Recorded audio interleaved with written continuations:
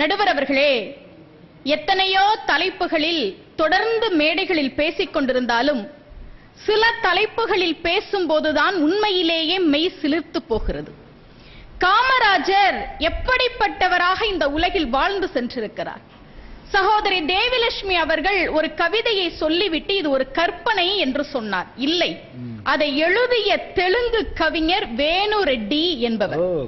அவர்தான் சொன்னார், ஒரு குழந்தையை படைத்துக் கொண்டிருக்கிற பொழுது பிரம்மனிடம் மன்மதன் வந்து அழகை தருகிறேன் என்று சொன்னான், கலைமகள் வந்து கல்வியை தருகிறேன் என்று சொன்னால், லட்சுமி வந்து செல்வத்தை தருகிறேன் என்று சொன்னால், இது எதுவுமே இல்லாமல் பிரம்மன் படைத்து வெற்றி பெற்ற அந்த குழந்தை காமராஜர் என்று தெலுங்கு கவிஞர் வேணு ரெட்டியின் கவிதையிலிருந்து நாம் புரிந்து கொள்கிறோம். ஒன்றை தெரிந்து கொள்ளுங்கள் சகோதரி, காமராஜரின் நிலைத்த புகழுக்கு காரணம் நிச்சயமாக அவர் ஆரம்பத்திலிருந்து ஆற்றிய பணிகள் அல்ல, பிறப்பதற்கு முன்பே என்பதை நீங்களே பேசும்போது ஒப்புக்கொண்டு சென்றிருக்கிறீர்கள். தயவு செய்து நீங்கள் குறித்துக் கொள்ள வேண்டும். 9 ஆண்டுகள் ஆட்சியில் இருந்தபோது அவர் செய்த சாதனைகளை மட்டும்தானே நீங்கள் பேசினீர்கள். அதற்கெல்லாம் பின்புலமாக இருந்தது என்ன தெரியுமா? விருதுநகர்ல ஒரு திருடன் ரொம்ப அட்டூழியம் பண்ணிக்கிட்டு இருந்தான். இத கண்டுபிடிக்கிறதுக்கு காமராஜர் என்ன பண்ணார்? அவர் இங்க இல்லையம்மா, இல்ல சரி, முதல்ல அந்த வழியில ஒரு கயிறை கட்டி வச்சார். சரி, அந்த திருடன் தடிக்கு விழுந்த உடனே மிளகா பொடியை தூவி திருடனை பிடிச்சிட்டாங்க. பல நாள் அட்டூழியம் செய்து கொண்டிருந்த திருடன் பின்னாளில் அரசியலுக்கு வந்து மக்களின் பணத்தை சுரண்ட போகிற எண்ணற்ற திருடர்களை காமராஜர் பிடிக்க போகிறார் என்பது அப்போதே தெரிந்து விட்டது. நீங்கள் தெரிந்து கொள்ளுங்கள். ஒன்று, காமராஜர் ஆட்சியில் செய்த போதெல்லாம் எவ்வளவோ செய்திருக்கிறார். அதற்கெல்லாம் பின்புலமாக ஒவ்வொரு செய்தி இருக்கிறது. நண்பர்களே, நீங்கள் யோசித்து பாருங்கள்.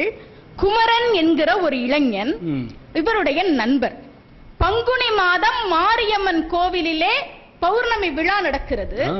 இந்த குமரன் தீச்சட்டி எடுத்துக்கொண்டு வருகிற கூட்டத்திற்கு முன்னால் ஆடிக்கொண்டே வருகிறான். பார்த்து கொண்டே பின்னால் வருகிறார் காமராஜர்.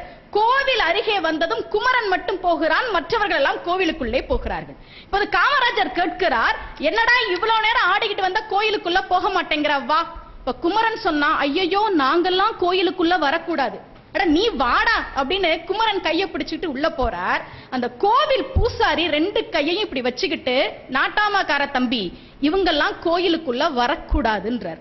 இப்ப காமராஜர் சொல்றார், இவன் வந்து உங்க தீச்சட்டிக்கு முன்னாடி ஆடுறதுக்கு வேணும், ஆனா அவன் கோயிலுக்கு வேணாமா? இந்த அபிஷேகத்திற்கான பாலை கறந்து கொண்டு வந்து கொடுத்தவனை இவன் தானே, இவன் கொடுக்கிற பால் வேணும். ஏன் இங்க இருக்கிற இந்த அம்மன் சிலையே இவன் ஜாதிக்காரர்கள் ஆவாரங்காட்டில் உழுத போது கிடைத்த சிலை, இதை கண்டுபிடித்து கொடுத்தவரை இந்த ஜாதிக்காரர்கள் தானே பேசிக்கிட்டு இருக்கும்போது ஞானம் பிள்ளைன்னு ஒருத்தர் வந்து சொல்றாரு பூசாரி கிட்ட நின்னுட்டு, தம்பி இதுல நீங்க தலையிடாதீங்க, பொடிக்கட ஞானம் பிள்ளை, இவங்கெல்லாம் இந்த கோவிலுக்குள்ள வரக்கூடாது. காமராஜர் குமரனின் கையை விடவே இல்லை, இவனை உள்ளே அழைக்க நீங்கள் அனுமதி கொடுக்க வேண்டும் என்று பிடிவாதமாக இருந்தார். அந்த பிடிவாதத்தை பார்த்து பூசாரியும் ஞானம் பிள்ளையும் சரி போங்கள் என்று சொன்ன உடனேயே முதலாக குமரன் என்கிற தாழ்த்தப்பட்ட இளைஞன் கோவிலுக்குள் போனான் என்று சொன்னால் அது காமராஜரார். இது பின்னாடி எப்படி பரிணாமம் பெற்றது தெரியுமா சகோதரி உங்களுக்கு? இரட்டைமலை சீனிவாசனுடைய பேரன் பரமேஸ்வரன் அவருடைய பெயர், தாழ்த்தப்பட்ட வகுப்பை சேர்ந்தவர். அவருக்கு இந்து அறநிலையத்துறை அமைச்சர் பதவியை கொடுத்தார் காமராஜர். உயர் ஜாதிக்காரர்கள் எல்லாம் கூச்சல் போட்டார்கள், இவர்கள் எல்லாம் கோவிலுக்குள் வந்தால் தீட்டுப்பட்டு விடும், இவரை போய் இந்து அறநிலையத்துறை அமைச்சராக ஆக்கி இருக்கிறீர்களே, வேற துறையாவது அமைச்சரா போடுங்க. என்ன தெரியுமா சொன்னார் காமராஜர்? இந்த 4ஆம் ஜாதிக்காரெல்லாம் கோயிலுக்குள்ள வரக்கூடாதுன்னு வச்சிருக்கீங்கல்ல, அதனாலதான் இவனை நான் இந்து அறநிலையத்துறை அமைச்சராக்கினேன். நாளைக்கு அவன் எந்த கோயிலுக்கு வந்தாலும் யாரை கோவிலுக்குள் வரக்கூடாது என்று நீங்கள் விரட்டி விட்டீர்களோ அதே பரமேஸ்வரனையும் அவன் சமூகத்தையும் பரிவட்டம் கட்டி பூரண கும்ப மரியாதையோடு நீங்கள் கோவிலுக்குள் அழைத்து போக வேண்டும் என்பதால் தான் இரட்டைமலை சீனிவாசன் பேரன் பரமேஸ்வரனை இந்து சமய அறநிலைத்துறை அமைச்சராக ஆக்கினேன் என்று காமராஜர் சொன்னார். சகோதரி, அன்றைக்கு குமரனுக்கு அவர் வாங்கி கொடுத்த அந்த நீதி, அந்த உரிமை, அதுதான் அவர் ஆட்சியில் இருந்தபோது பிரதிபலித்தது. தயவு செய்து மறந்து விடாதீர்கள். விருதுநகரில் புள்ளக்கோட்டை ரோடு என்கிற இடத்தில் நிறைய செங்கல் சூளைகள் இருக்கிறது. அங்கே வேல் கொத்தனார் என்கிற ஒரு கொத்தனார் இருந்தார். அவரிடத்திலே வேலை செய்தவன் ராமு என்கிற ஒரு சிறுவன். அவன் அந்த செங்கல் சூளையிலே மாட்டிக்கொள்கிறான். உடம்பிலே நெருப்பு பற்றிக் கொள்கிறது. அருகிலே நின்று கொண்டிருந்த ராக்கு என்கிற சிறுமி ஓடி வந்து, ஐயோ ராமு நெருப்பிலை மாட்டிக்கொண்டு விட்டான், ராமு நெருப்பிலை மாட்டிக்கொண்டு விட்டான் என்று அலறிய போது எல்லோரும் வேடிக்கை பார்த்தார்கள்.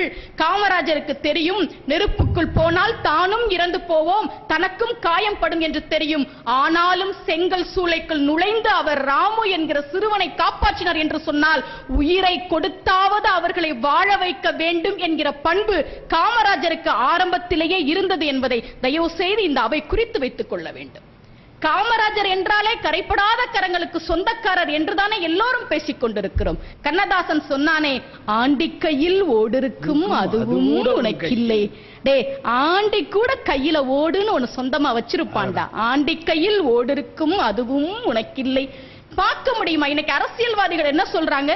என்னை வாழ வைக்கும் தெய்வங்களே, நாம தான் அவங்கள வாழ வைக்கணுமே தவிர அவங்க எந்த காலத்தையும் நம்மள வாழ வைக்கவே மாட்டாங்க. ஆனா காமராஜர் பாருங்க, நீங்கள் எவ்வளவோ சொன்னீர்களே, அதற்கான அடிப்படை ஆரம்பத்தில் எங்கே இருந்தது தெரியுமா? அவர் தன்னுடைய தாய் மாமாவினுடைய துணிக்கடையில் வேலை பார்த்து கொண்டிருக்கிறார் காமராஜர். அப்போது விருதுநகரில் கீரை விற்கிற அம்மணி அம்மாள் என்கிற பெண் தன்னுடைய மகள் தமயந்தியை கூட்டிக் கொண்டு ஒரு பாவாடை துணி வாங்குவதற்காக வருகிறார். ஒரு பாவாடை துணி வாங்கிட்டு, சரி வரேன் காமாட்சி ராஜா, காமராஜருடைய பெயர் அப்போது காமாட்சி ராஜா, சரி வரேன் காமாட்சி ராஜான்னு கிளம்பி போயிட்டாங்க. தெற்கு ரத வீதியில இவங்க திரும்பும் போது அம்மா நில்லுங்க அம்மா நில்லுங்கன்னு ஒரு குரல். அம்மணி அம்மாள் திரும்பி பார்க்கிறாள். காமராஜர் மூச்சிறைக்க ஓடி வருகிறார். என்ன காமாட்சி ராஜா என்ன?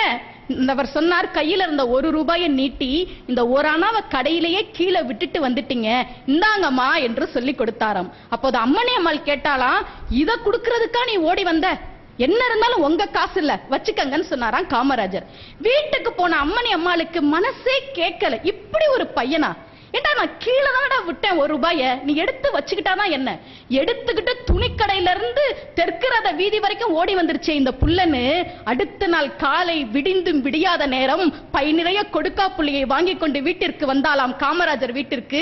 காமராஜருடைய பாட்டி பார்வதி அம்மாளிடம் விஷயத்தை சொல்லி, இப்படி ஒரு புள்ளைய பெத்து வச்சிருக்கீங்களேம்மா, இந்த சங்கிலி கருப்பு தான் இவனை நல்லா வச்சுக்கணும் என்று சொல்லி வாழ்த்தி விட்டு போனாராம். அன்றைக்கு அடுத்தவர்களுடைய பணத்திற்கு 1 ரூபாய் கூட ஆசைப்பட கூடாது என்று நினைத்த காமராஜர் தான் ஆட்சியில் இருந்தபோது கரைபடாத கரங்களுக்கு சொந்தக்காரராக இருந்தால் நீங்கள் யோசித்து பார்க்க வேண்டும். எப்படி பூலோக வரைபடத்தையே மூளைக்குள் வைத்திருந்தார். ஆட்சிக்கு வந்த பிறகு சகோதரி அந்த ஆற்றல் அவரிடத்தில் வந்தது. தீபம் நான் பார்த்தசாரதி சொல்கிறார். தீபம் நான் பார்த்தசாரதி கிட்ட முதல் முறையா சந்திக்கும் போது காமராஜர் கேட்டாரா, உங்க ஊர் எது? அவர் சொன்னாரா, சிவகாசியில இருந்து 6 மைல் எங்க ஊரு. பேரை சொல்லல, சிவகாசியில இருந்து 6 மைல். உடனே காமராஜர் கேட்டாரா, ஓ இந்த மீன்பிடி குத்த சமயத்துல சண்டை வருமே அந்த ஊர் தானே? தீபம் நான் பார்த்த சாரதி வியந்து போனாராம். அந்த பூகோள அறிவு, எந்த ஊரை சொன்னாலும் அந்த ஊரை பற்றி தெரிந்து கொள்கிற அறிவு அவருக்கு எப்போது வந்தது தெரியுமா?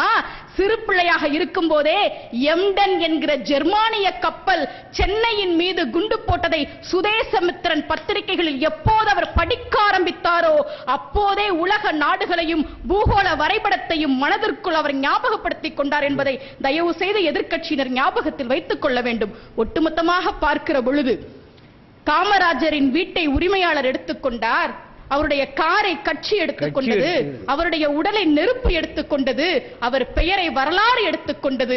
அவருடைய நற்பண்புகளை மட்டும் அடுத்தடுத்து வந்த அரசியல்வாதிகள் எடுத்திருந்தால் எப்படி இருந்திருக்கும் என்று யோசித்து பாருங்கள். நடுவர் அவர்களே, சொல்வதற்கு ஒன்றே ஒன்றுதான், ஆட்சியில் அவர் எவ்வளவோ செய்திருக்கிறார், ஆனால் அதற்கான விதை என்பது ஆரம்பத்திலேயே விதைக்கப்பட்டிருந்தது. அவர் ஏங்க கருப்பா பிறந்தார்?